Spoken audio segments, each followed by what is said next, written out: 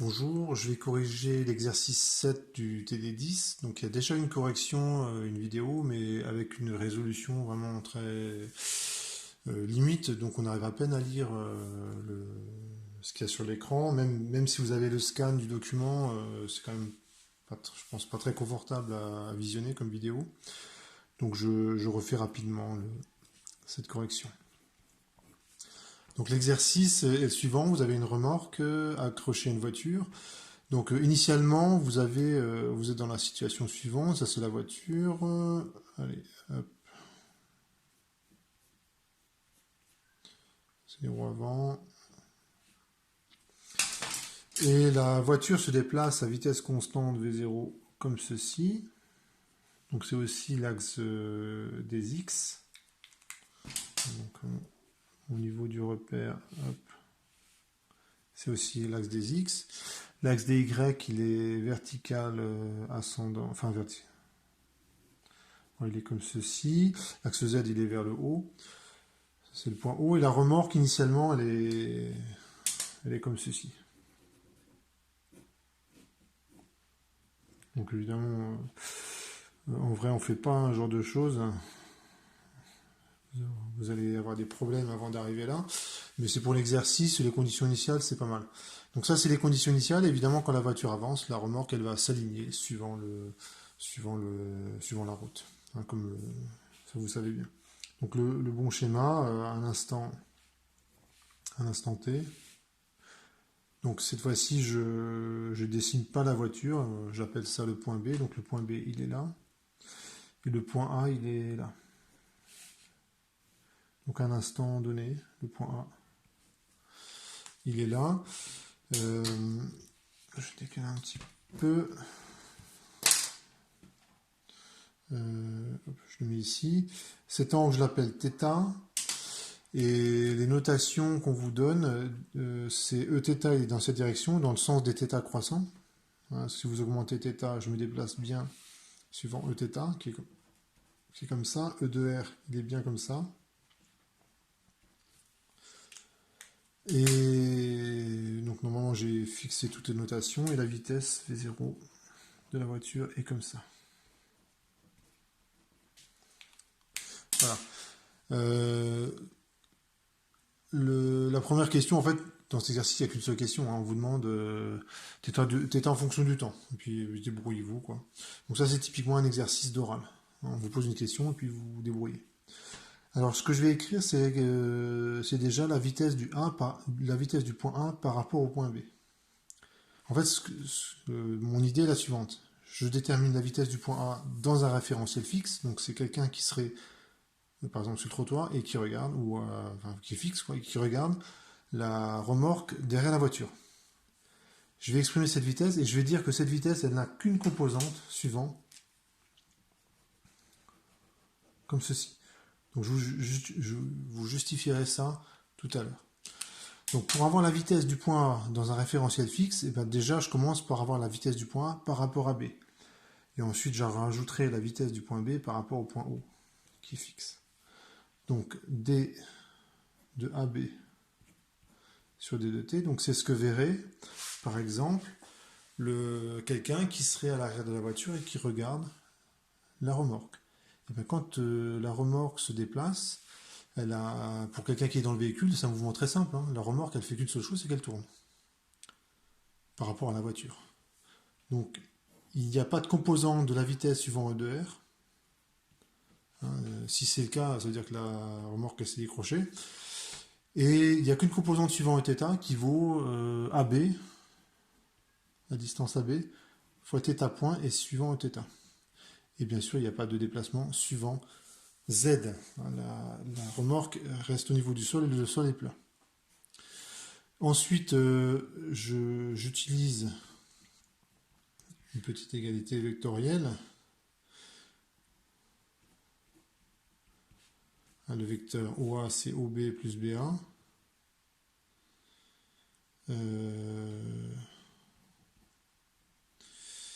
me rends compte que j'ai inversé la vitesse du point A par rapport au point B. C'est BA, bien sûr. Voilà.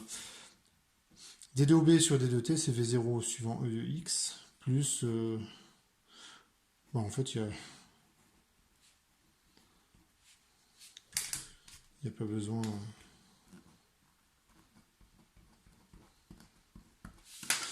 des autres corps, il n'y a rien suivant E2R et rien suivant E2Z. Et bien E2X, pour que je continue mon calcul, il faut que E2X, je le projette suivant ER et Eθ. Parce qu'une fois que j'aurai fait ça, je pourrais dire que la composante suivant Eθ de la vitesse, il n'y en a pas. Donc il faut que je m'occupe de ça. Le schéma, je vais le faire en grand. Ça c'est E de R. Ça c'est Eθ. Et les zéros, il est comme ça.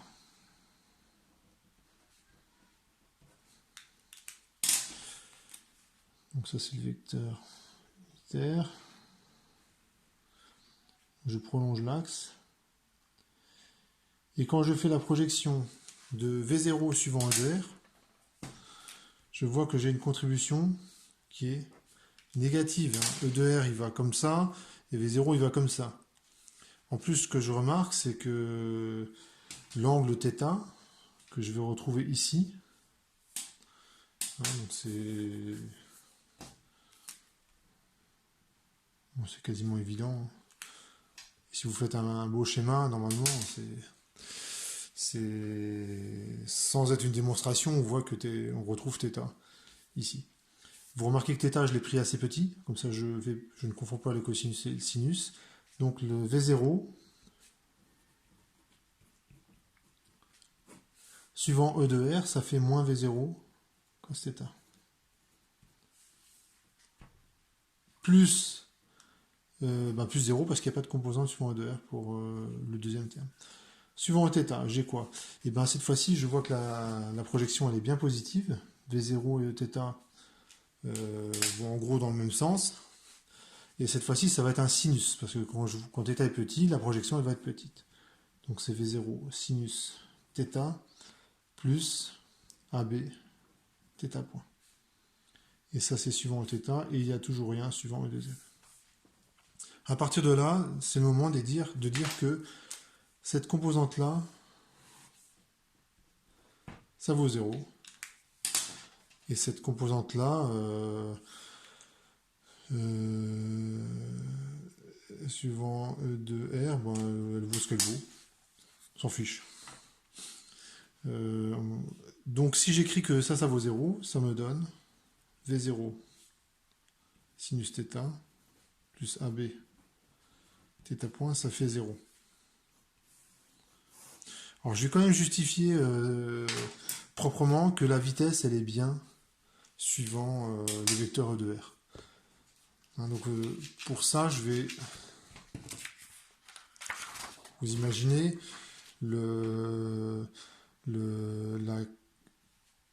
ça c'est la voiture, le point B, c'est V0, le point A ici,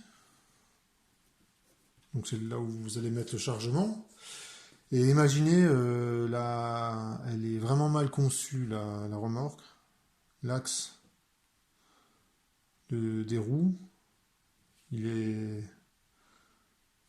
Voilà, le gars qui a fait l'ingénieur qui a bossé, il a mal bossé. Allez, je vous mets une roue comme ça.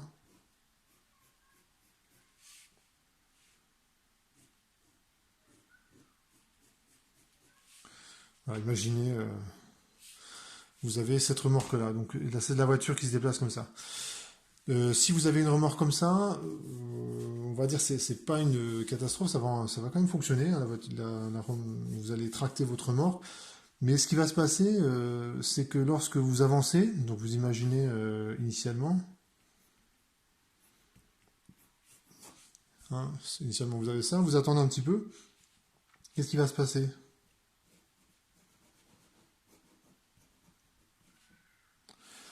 Eh bien, les roues, elles vont se mettre dans le sens d'avancement de la voiture. Ça veut dire que votre remorque, elle va se mettre en crabe. Elle va, je ne sais pas si on peut dire ça. Donc ça va donner un truc comme ça.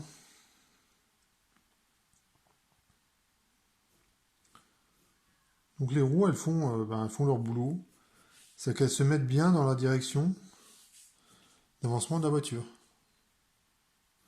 Donc si vous avez une remorque comme ça, ben, si vous êtes tout seul sur la route, ça va.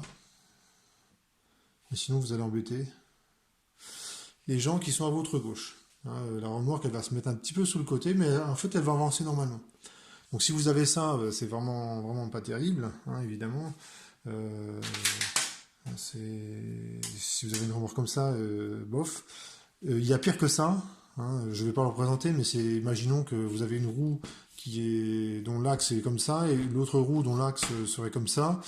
Là, ce serait dangereux parce que suivant la roue qui appuie le plus, ça va changer la direction de votre remorque. Donc elle va se mettre à osciller derrière le véhicule et c'est plantage assuré.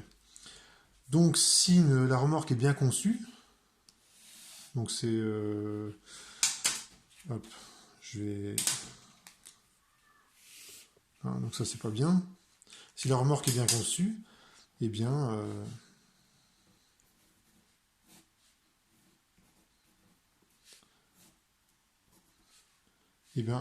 l'axe des roues, il est bien comme il faut.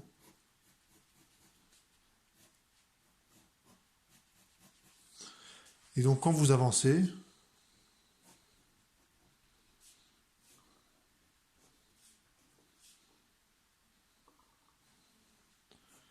eh bien les roues se mettent bien comme il faut. Voilà, c'est exactement ce qu'on demande à une remorque. Donc voilà pour le. Donc ce que je viens de justifier, c'est ça. C'est-à-dire qu'il y a une composante suivant E2R de la vitesse, par contre il n'y en a pas suivant Eθ. Donc c'est ce truc-là qui est nul et ça donne cette équation-là.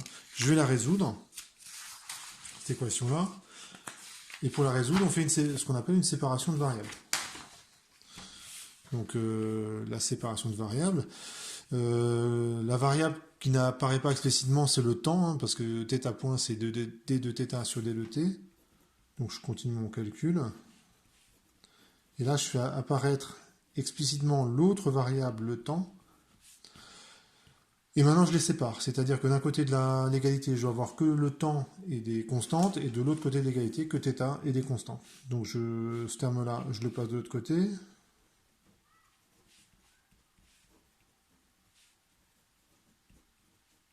Le d de t, je le passe ici, le sinus θ, je le passe de l'autre côté. Le V0, je le laisse du côté que je veux, c'est pas du tout un problème. Donc ça fait V0 d de t, ça fait moins AB d de θ sur sinus θ. J'ai une égalité, donc ce que je fais à droite, je le fais à gauche. Hein, donc j'ai mis un signe intégral à gauche, signe intégral à droite. Donc j'ai le droit de le faire parce que ici j'ai des quantités qui sont infiniment petites. Hein, j'ai l'élément différentiel là, de chaque côté. Donc je peux faire une somme infinie de quantités infiniment petites. Les bords de l'intégrale, à l'instant initial, le temps vaut 0. À l'instant t, je prends la t. À l'instant initial, θ vaut pi sur 2. À l'instant final, il vaut θ. Et on vous donne la primitive de 1 sur sinus θ. Donc tout va bien. Ici, ça fait V0t. Le moins AB, je le sors. Et j'écris la primitive, c'est logarithme de valeur absolue de tangente θ sur 2. Pi sur 2 θ. Je déroule mon calcul. Ça fait moins AB logarithme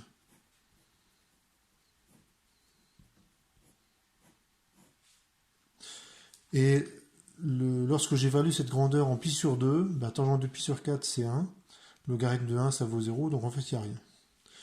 Donc j'ai juste à isoler θ, donc tout calcul fait, ça donne ça. Donc ça fait 2 arcs tangentes de exponentielle moins V0t sur AB. Voilà. en fonction du temps. Conclusion, eh ben, je vais tracer la courbe et ça va répondre à la question de... on voit, pour quand même le dire tout de suite, le θ tend rapidement vers 0. Donc ça c'est très bien pour une remorque. Comme ça, elle va tout de suite se mettre derrière la voiture. Inversement, lorsque je fais une marche arrière, eh ben, si la remorque s'aligne bien quand je fais une marche avant, eh ben, le désalignement il est quasi immédiat lorsque vous faites une marche arrière. Donc si vous avez déjà le permis, si vous avez déjà manipulé un véhicule avec une remorque, ou si vous l'avez vu faire, hein, ben, les gens qui font ça, ils font toujours ça très lentement à cause de ça. Hein. C'est que si jamais vous vous plantez, il vaut mieux le faire à très petite vitesse qu'avec une vitesse importante. Donc, ça ferait une courbe qui ressemble à ça. Ça, c'est le temps, θ. Je démarre à pi sur 2. Donc, je vais faire comme si l'arc-tangente, c'est la fonction identité. Bon, c'est vrai quand θ, quand ça c'est petit. Hein, c'est quasiment l'identité. Donc la courbe, elle ressemble grosso modo à une exponentielle décroissante. Et le temps caractéristique de décroissance, c'est AB sur V0. Le temps caractéristique que j'appelle taux, ce serait AB sur V0, c'est ce qui est en dénominateur du temps. Donc ça ferait un truc comme ça. Voilà pour cet exercice.